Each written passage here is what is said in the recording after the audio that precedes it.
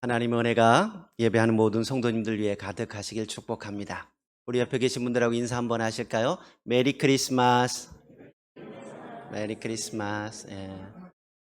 오늘은 눈도 있고 정말 화이트 크리스마스, 오랜만에 화이트 크리스마스인데 이런 하나님의 은혜와 기쁨이 여러분들에게 가득하길 축복합니다. 오늘은 주일이면서도 성탄절입니다. 주님께서 이 땅에 오신 뜻깊은 날입니다. 우리는 대림절 기간 동안 누가복음을 읽어가고 있습니다. 대림절은 성탄절 전 4주간으로 주님이 오심을 기다리며 경건하게 보내는 절기입니다. 이제 대림절의 꽃이라고 할 수 있는 마지막 성탄절을 맞이하면서 24장을 살펴보게 됩니다. 누가복음에는 예수께서 이 땅에 연약한 아기의 모습으로 오셔서 하나님 나라의 복음을 증거하시고 십자가에서 구원 사역을 감당하시기까지의 여정이 기록되어 있습니다. 특히 오늘 본문은 구원 사역의 완성이라 할 수 있는 부활 사건이 기록되어 있습니다. 예수님의 부활이 있었기에 예수님의 탄생이 의미가 있는 것입니다.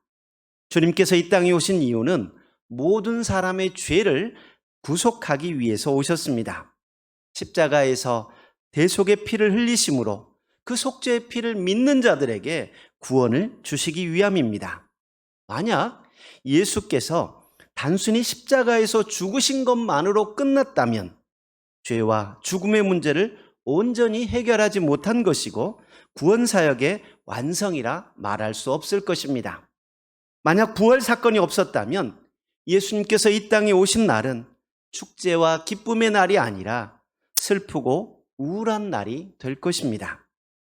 예수님이 이 땅에 태어나신 것은 인류를 위해 대속의 제물이 되기 위해서 오셨습니다. 대부분 사람은 생일을 맞이하면 축하한다고 이야기하고 서로 축복합니다. 새로운 학교에 들어가게 되면 입학을 축하한다고 말하고 새로운 사업을 시작하면 개업을 축하한다고 이야기합니다. 그런데 군대를 가게 되면 뭐라고 말할까요? 입대를 축하해야 한다고 말해야 될까요? 지금은 군 복무 기간도 짧아지고 전시 상황이 아니라 군대 가는 것도 대수롭지 않다고 생각할지 모르겠지만 언제 전쟁이 일어날지 모르는 분단 국가의 상황에서 군대에 가는 것은 축하할 만한 일은 아닙니다. 만약 전시 상황에서 군인으로 착출되었다면 어떨까요? 나라를 위해 자원에서 입대하는 학도병도 있었지만 죽기를 각오하고 생명을 내걸고 나서는 길이 결코 축하받을 일은 아닙니다. 성탄카드에 축성탄이라는 말을 자주 봅니다. 그런데 사실 성탄은 예수님 편에서 보거나 하나님 편에서 볼 때는 절대로 축하받을 만한 상황이 아닙니다. 재건축되어서 새 집으로 이사가는 사람에게는 축하한다는 말이 자연스럽지만 가정 형편이 어려워져서 작은 집으로 이사가는 사람에게 축하한다고 말하기는 어렵습니다. 예수님은 인간의 몸을 입으시고 인간이 경험하는 한계와 고통을 겪으셔야 했습니다. 하나님께서 인간의 몸에 갇혀 피곤함과 배고픔과 아픔을 경험하셔야 합니다. 더군다나 인정받고 칭찬받는 삶을 살기 위해 성공한 삶을 살기 위해 이 땅에 오신 것이 아니라 고난받고 비참하게 피를 흘려 죽어야 할 운명을 가지고 태어나셨기 때문입니다. 마리아가 처음 천사의 예언을 들었을 때 그 이름을 예수라 하라고 알려주었습니다. 누가복음 1장 31절에 보면 보라 내가 잉태하여 아들을 낳으리니 그 이름을 예수라 하라. 마태복음 1장 21절에서는 이 예수라는 이름의 뜻이 자기 백성을 그들의 죄에서 구원할 자심이라 라는 뜻이라고 알려주십니다. 구원자라는 거예요. 예수님이 이 땅에 태어날 때부터 인류를 구원할 책임과 사명을 가지고 태어나셨습니다. 대속의 제물이 되기 위해 이 땅에 오셨다는 말입니다. 우리에게는 구원의 길이 열렸지만 하나님 편에서는 결코 축하할 일은 아닙니다. 그래서 시므온은 아기 예수님을 데리고 성전에 왔던 마리아에게 이런 예언을 합니다. 누가복음 2장 34절 35절 보면 시몬이 그들에게 축복하고 그의 어머니 마리아에게 말하여 이르되 보라 이는 이스라엘 중 많은 사람을 패하거나 흥하게 하며 비방을 받는 표적이 되기 위하여 세움을 받았고 또 칼이 내 마음을 찌르듯 하리니 이는 여러 사람의 마음의 생각을 드러내려 함이니라 하더라. 마리아에게 말을 하는 내용을 살펴보면 보라 이는 이스라엘 중 많은 사람을 패하거나 흥하게 하며 비방을 받는 표적이 되기 위하여 세움을 받았고 또 칼이 내 마음을 찌르듯 할 거다라고 예언합니다. 예수님을 잉태하고 태어나게 하고 길렀던 마리아 입장에서 예수님이 채찍에 맞으시고 조롱을 받으시고 십자가에서 피를 흘려 죽어가는 모습을 지켜본다는 것은 칼이 마음을 찌르는 것처럼 가슴 아픈 일이고 힘든 일입니다. 그런 일이 있게 될 거라고 예언하고 있습니다. 이러한 사실을 알고 시몬이 그렇게 예언했던 것입니다. 공생애를 시작하면서 세례 요한에게 세례를 받으러 나아가실 때 세례 요한은 요한복음 1장 29절에서 이렇게 선언합니다. 이튿날 요한이 예수께서 자기에게 나아오심을 보고 이르되 보라 세상 죄를 지고 가는 하나님의 어린 양이로다. 예수님은 이 땅의 모든 죄를 담당하기 위해 세상 죄를 지고 가는 하나님의 어린 양으로 오셨습니다. 예수님은 하나님이시니까 별 걱정 없이 십자가를 감당했을 것이라고 생각할지 모릅니다. 그러나 예수님이 인간의 몸을 입고 이 땅에 오시는 순간부터 온전한 참 인간이셨기 때문에 인간이 겪는 모든 고통과 아픔을 똑같이 겪으셨습니다. 주님께서 십자가를 앞두고 감람산에서 기도하신 내용을 보면 잘 알 수 있습니다. 누가복음 22장 42절에 보니까 이르시되 아버지여 만일 아버지의 뜻이여든 이 잔을 내게서 옮기시옵소서. 그러나 나의 원대로 마시옵고 아버지의 원대로 되기를 원하나이다. 너무 십자가의 고통이 고통스러운 것을 아시기에 이 잔을 옮겨달라 땀이 피가 되도록 기도하셨습니다. 아마도 성경에 나와 있지는 않지만 이 땅에 인간의 몸을 입고 오셔야 할 때에도 쉽게 승낙할 만한 상황은 아니었을 것입니다. 그러나 그것이 하나님의 뜻이기에 하나님의 구원 계획에 동참하기 위해 순종하는 마음으로 이 땅에 오신 것입니다. 어려운 결정이고 어려운 선택이었습니다. 그러기에 성탄은 세상 사람들이 생각하는 것처럼 축제와 즐거움 속에 놀고 먹고 마시고 흥청망청 보내는 절기가 아닙니다. 성탄은 하나님의 구원 계획이 시작되는 엄숙한 날이고 예수님의 커다란 희생의 결단이 시작된 날입니다. 그래서 우리는 성탄을 맞이하면서 하나님께 감사한 마음으로 경건하게 보내야 하는 것입니다.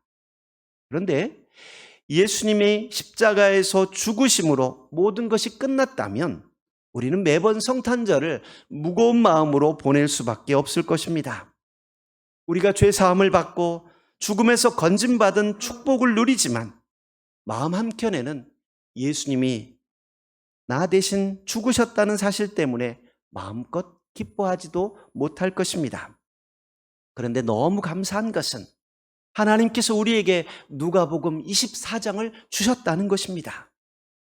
하나님께서는 예수께서 십자가에서 대속의 피를 흘리시고 죽으셨지만 죽음 이후에 부활을 준비하고 계셨습니다.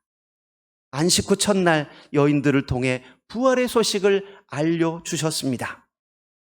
부활의 영광 속에서 성탄을 돌아보게 될 때 성탄은 엄청난 하나님의 구원 계획의 중요한 부분임을 깨닫게 됩니다. 안식 후 첫날 주님을 따르던 여자들은 향품을 준비하여 무덤으로 갔습니다. 10절에 보면 이 여인들은 막달라 마리아와 요한나와 야고보의 모친 마리아였다라고 기록하고 있고 그들과 함께한 다른 여자들도 있었다고 이야기하고 있습니다. 여인들이 향품을 준비하여 무덤에 찾아간 것은 안식일이 시작되기 때문에 급하게 시신을 수습하느라 예수님의 시신을 제대로 닦아드리지 못했기 때문입니다. 그런데 돌이 무덤에서 옮겨졌지만 예수님의 시체가 보이지 않습니다. 이때 찬란한 옷을 입은 두 사람이 말합니다. 5절 보니까 어찌하여 살아있는 자를 죽은 자 가운데서 찾느냐? 여기 계시지 않고 살아나셨느니라 라고 말합니다. 그러면서 이어지는 말은 갈릴리에 계실 때에 너희에게 어떻게 말씀하셨는지를 기억하라 라고 말씀하십니다. 이르시기를 인자가 죄인의 손에 넘겨져 십자가에 못 박히고 제3일에 다시 살아나야 하리라 하셨느니라 한데, 갈릴리에 계셨을 때 하셨던 이 말씀을 기억하라는 것입니다. 그리고 8절 보시면 그들이 예수의 말씀을 기억하고 무덤에서 돌아가 이 모든 것을 11사도와 다른 모든 이에게 알렸다라고 말씀하고 있습니다. 주님은 이미 십자가에 못 박혀 죽을 것을 알고 계셨고 그것을 제자들에게 여러 차례 말씀해 주셨습니다. 그리고 3일 후에 다시 살아난다고 말씀해 주셨습니다. 그런데 죽은 사람이 다시 살아나는 것 평범한 일이 아니기 때문에 제자들은 그 말씀을 들었지만 잊어버렸습니다. 그런데 천사는 주님의 말씀을 기억하라라고 말하였고 여인들은 예수님이 하셨던 그 말씀을 기억해내었습니다. 저는 오늘 본문을 묵상하다가 세 단어가 눈에 들어왔습니다. 6절 하반절에 기억하라 라는 단어이고 8절 하반절에 기억하고 라는 단어, 그리고 9절 하반절에 알리니 라는 단어입니다. 누가복음에는 기억하다 라는 말이 몇 군데 나옵니다. 기억하다 라는 말로 번역된 무네스데테의 기본형 무나오마이는 기억하다, 생각하다 라는 뜻이 있습니다. 누가복음 1장 54절에 보면 마리아가 천사로부터 수태고지를 받고 부른 찬가 중에 그 종 이스라엘을 도우사 긍휼히 여기시고 기억하시되 라는 말이 나옵니다. 하나님께서 약속하셨던 것을 기억하시고 이스라엘을 긍휼히 여기셨다라는 말입니다. 세례 요한의 아버지 사가랴의 예언에도 보면 누가복음 1장 72절에 우리 조상들을 긍휼히 여기시며 그 거룩한 언약을 기억하셨으니 라는 표현이 나옵니다. 하나님께서 조상을 긍휼히 여기사 그 거룩한 언약을 기억하시고 원수의 손에서 구원해 주셨다라는 것입니다. 하나님께서 아브라함과 하셨던 약속을 기억하시고 유월절 어린 양의 피로써 이스라엘 백성을 죽음에서 건져주시고 애굽의 속박에서 자유를 주셨습니다. 하나님께서는 이사야나 수많은 선지자를 통해 주셨던 말씀을 기억하시고 약속대로 여자의 후손을 통해 예수 그리스도를 보내주셨습니다. 예수님 우리의 죄를 벗어나게 하려고 유월절 속죄 제물이 되셨습니다. 주님께서 피를 흘리심으로 우리가 죄사함을 받을 수 있게 되었고 누구든지 그 피를 믿는 자는 영생을 얻게 되었습니다. 에베소서 1장 7절에 보면 우리는 그리스도 안에서 그의 은혜의 풍성함을 따라 그의 피로 말미암아 속량 곧 죄사함을 받았느니라 라고 말씀하고 있습니다. 예수님의 피로 죄사함을 받았습니다. 하나님께서는 십자가에 달려 죽은 예수님을 다시 살리심으로 만주의 주가 되게 하셨습니다. 모든 죽음과 사망을 정복하고 이기게 하셨습니다. 베드로전서 1장 3절에 그의 많으신 긍휼대로 예수 그리스도를 죽은 자 가운데서 부활하게 하심으로 말미암아 우리에게 거듭나게 하사 산 소망이 있게 하시며 라고 말합니다. 주님의 부활로 말미암아 우리에게 산 소망을 주셨습니다. 이제 우리는 주님의 부활을 기억하고 부활의 조명 아래서 주님의 성탄을 바라볼 수 있어야 하겠습니다. 빌립보서 2장 5절에서 11절은 예수 그리스도의 사역을 핵심적으로 말해주고 있습니다. 너희 안에 이 마음을 품으라 곧 그리스도 예수의 마음이니 그는 근본 하나님의 본체시나 하나님과 동등됨을 취할 것으로 여기지 아니하시고 오히려 자기를 비워 종의 형체를 가지사 사람들과 같이 되셨고 사람의 모양으로 나타나사 자기를 낮추시고 죽기까지 복종하셨으니 곧 십자가에 죽으심이라. 이러므로 하나님이 그를 지극히 높여 모든 이름 위에 뛰어난 이름을 주사 하늘에 있는 자들과 땅에 있는 자들과 땅 아래에 있는 자들도 모든 무릎을 예수 이름에 꿇게 하시고 모든 입으로 예수 그리스도를 주라 시인하여 하나님 아버지께 영광을 돌리게 하셨느니라. 주님은 근본 하나님과 본체시지만 하나님과 동등됨을 취하지 않으시고 낮고 천한 인간의 몸을 입으시고 사람의 모양으로 이 땅에 오셨습니다. 하나님의 구원 계획에 따라 철저하게 복종하시고 십자가에 죽기까지 낮추셨습니다. 그러나 하나님은 부활을 통해 주님은 지극히 높여 모든 이름 위에 뛰어나게 하셨습니다. 모든 무릎을 예수 이름에 꿇게 하시고 모든 입으로 예수 그리스도를 주라 시인하게 하셨습니다. 우리는 부활하신 영광스러운 주님을 기억하며 성탄의 의미를 돌아볼 수 있어야 하겠습니다. 하늘을 버리시고 땅에 내려오신 성자 예수님의 엄청난 희생을 기억하고 인간을 구원하기 위해 아들을 세상에 보내시고 십자가에 죽도록 내어주신 성부 하나님의 사랑을 기억해야 하겠습니다.